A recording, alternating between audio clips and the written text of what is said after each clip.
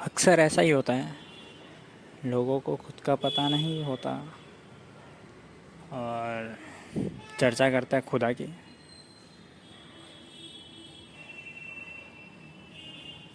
खुद को जानने में दिलचस्पी भी नहीं रखते और खुदा को जानने में दिलचस्पी रखते हैं।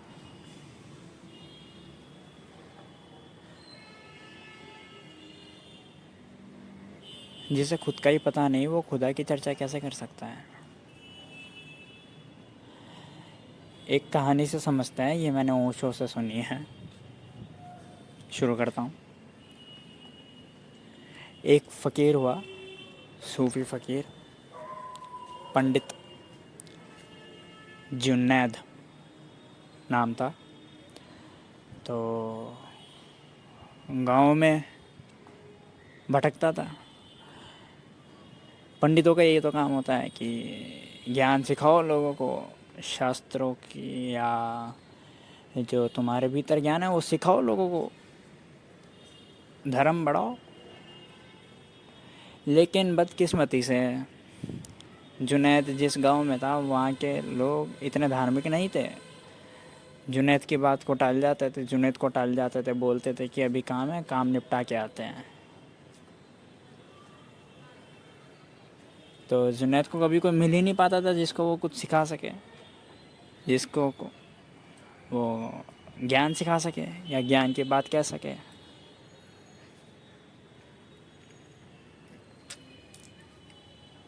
एक बार उसे एक छोटा बच्चा मिल गया,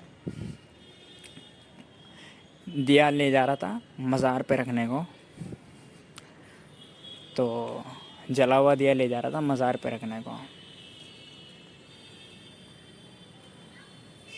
तो जुनैद ने पूछा, छोटे बच्चे को रोका और पूछा कि बता, ये जो ज्योति जो जल रही है ये कहाँ से आई है, और ये जो ज्योति जल रही है ये कौन सी दिशा से आई थी। भाई बात तो ठीक ही है कि ज्योति जब तक नहीं थी, जब सिर्फ लौ थी दिए की, तब ज्योति नहीं थी। लेकिन जब लौ को जलाया, ज्योति आई, प्रकट हुई, तो बच्चे ने तो देखा ही होगा ज्योति कहाँ से आई होगी या किस दिशा से आई होगी। बच्चा भी बड़ा असाधारण रहा होगा, एड़ा गड़ा बच्चा नहीं रहा होगा। तो बच्चे ने तुरंत फूंक मार के ज्योति बुझा दी और उसने जुनैद से पूछा कि अब बताओ ज्योति कहाँ गई और कौन सी दिशा में गई। जब आप बता देंगे मुझे कि ज्योति कहाँ गई और किस दिशा में गई, मैं आपको बता दूंगा ज्योति कहाँ से आई और किस दिशा से आई। जुनैद की आंखें खुल गई। जुनैद को बोध हुआ। उसने उस छोटे बच्चे के पैर छू लिए और जुनैद को ख्याल हुआ, बोध हुआ कि मुझे खुद का पता नहीं और मैं बड़ी बड़ी बातें करता हूँ। मुझे इतनी छोटी बात नहीं पता चली कि ज्योति कहाँ गई, और मैं लोगों को इतनी बड़ी बड़ी बातें सिखाता हूँ या सिखाने की चेष्टा करता हूँ। सरल भाषा में कहे तो मुझे खुद का पता नहीं और मैं खुदा का ज्ञान देने लगता हूँ।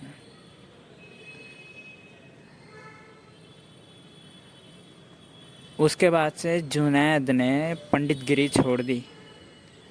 उस दिन के बाद से वो लोगों को सिखाने ही छोड़ दिया उसने, क्योंकि उसने जान लिया कि वो नहीं जानता, और जो नहीं जानता वो सिखाएगा कैसे। पहले वो भ्रम के अंदर था कि मैं जानता हूँ, इसलिए वो सिखाना चाहता था। पंडितों का यही होता है, किसी पंडित के पास चले जाना, पुरोहित के पास चले जाना या मौलवी के पास चले जाना, बैठ जाना, बोलता ही रहेगा, बोलता ही रहेगा, हालांकि खुद नहीं मालूम होगा। मैं आपको अपना एक रियल लाइफ एग्जांपल बताता हूँ। मैंने एक यूट्यूब पर वीडियो बनाई थी ईद उल अजहा के ऊपर। तो हमारे एक जानकार हैं, उन्होंने सुनी होगी हमारी वीडियो। उनका फिर हमारे पास संदेश आया कि आपने कुछ बातें गलत बोली है इस चलचित्र में इस्लाम को लेकर, तो आपसे चर्चा करनी है। यह होता है लक्षण पंडित का,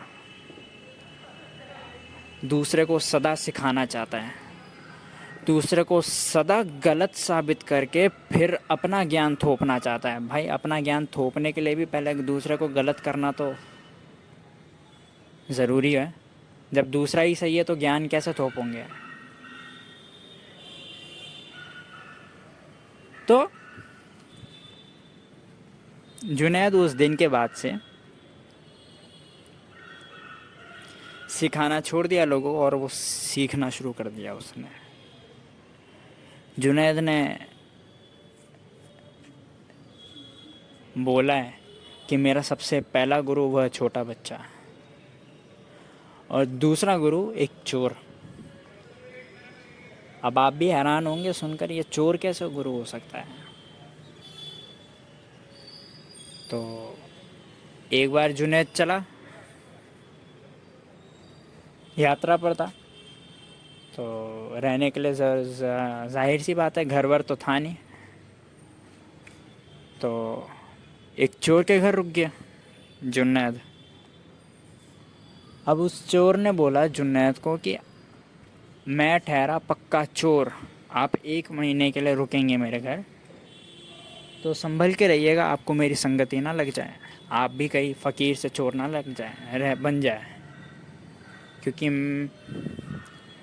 संगति भी बड़ी सोच समझ कर करनी चाहिए। आपको मालूम है, आप जिसके साथ रहते हैं उठते बैठते हैं, उसकी हवा, उसकी सोच, उसका रवैया थोड़ा थोड़ा आप में भी प्रवेश करने लग जाता है और फिर थोड़े थोड़ा आप भी उसके जैसे बन जाते हैं धीरे धीरे। और फ़कीरों को तो और अच्छे से सोच समझ के संगति करनी चाहिए। फिर चोर ने बोला उसे, आप ठहरे कच्चे फ़कीर, 30 दिन में आप मुझ जैसे पक्के चोर के साथ कहीं चोरी करना ना सीख जाए, कहीं चोर ना बन जाए आप भी। अब जुनैद के मन में भी ये सवाल उठा, मुझे कच्चा फ़कीर बोल रहा है ये, अब तो इसके साथ ही ठहरूंगा और पक्का फ़कीर बनकर ही रहूँगा, चोरी का एक लक्षण तक नहीं आएगा मेरे अंदर, नहीं आने दूंगा। तो 30 दिन बाद हो गए और जुनैद फिर निकल गया।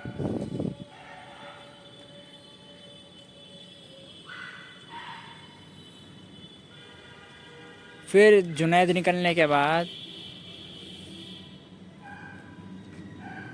चोर के घर से निकलने के बाद 30 दिन के बाद वह फिर परमात्मा की खोज पर निकल गया, परमात्मा को ढूंढने जाता। रोज़ निराशा होती है,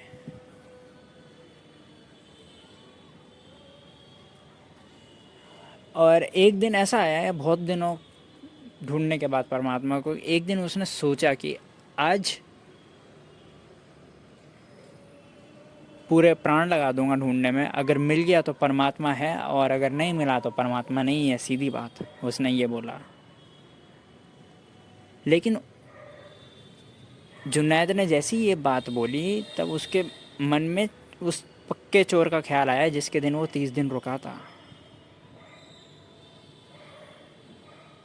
और 30 दिन जब वो चोर के घर रुका था तो उसने चोर को देखा, वो रोज़ सांझ चोरी करने जाता और रोज़ खाली हाथ वापस आता। कभी किसी दिन कोई जग जाता तो वो पीछे हट जाता, कभी किसी दिन ताला ही नहीं टूट पाता किसी घर का, कभी किसी दिन वो दीवार ढंग से नहीं ढाक पाता, कभी किसी दिन तिजोरी तक वो पहुंच भी जाता तो तिजोरी में माल नहीं मिलता उसे। तो ऐसे 30 दिन रोज़ वो चोरी करने की चेष्टा करता, लेकिन वो चोरी कर ही नहीं पाता, उसकी चोरी कभी कामयाब हो ही नहीं पाती। आपने इसमें एक चीज़ देखी, जुनैद ने देखी है। जुनैद ने पता है क्या देखा उसके अंदर, उसकी प्रगाढ़ चेष्टा।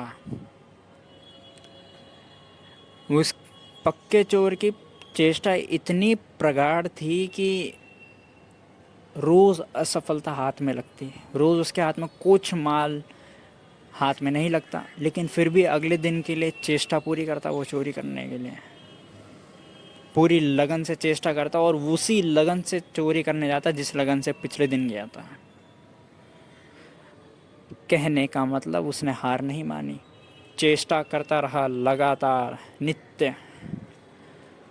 तो जुनैद के मन में ख्याल आया कि जब ये चोर एक मायावी वस्तु के लिए इतना प्रगाढ़ संकल्प रख सकता है, तो मैं तो सत्य की खोज में निकला हूँ, परमात्मा की खोज में निकला हूँ।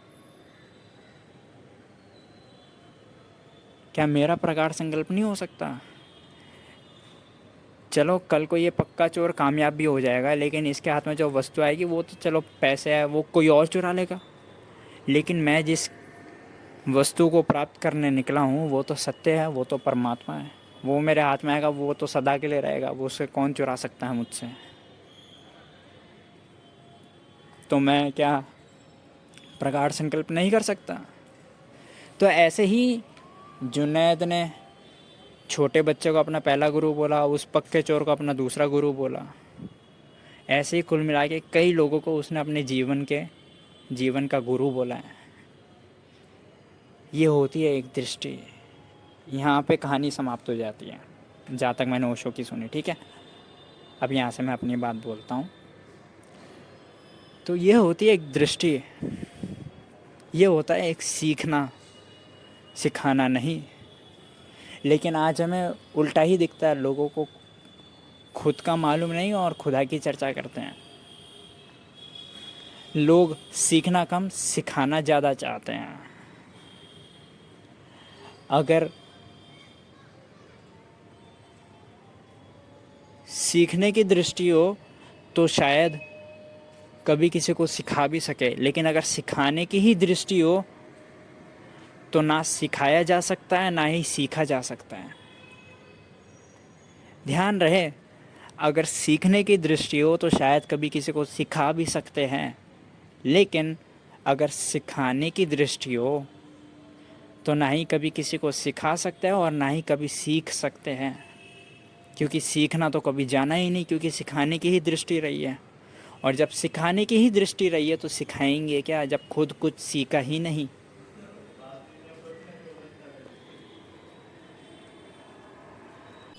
सब्सक्राइब करें अगर ये चलचित्र मददगार साबित हुई हो तो, और शेयर करें यह वीडियो।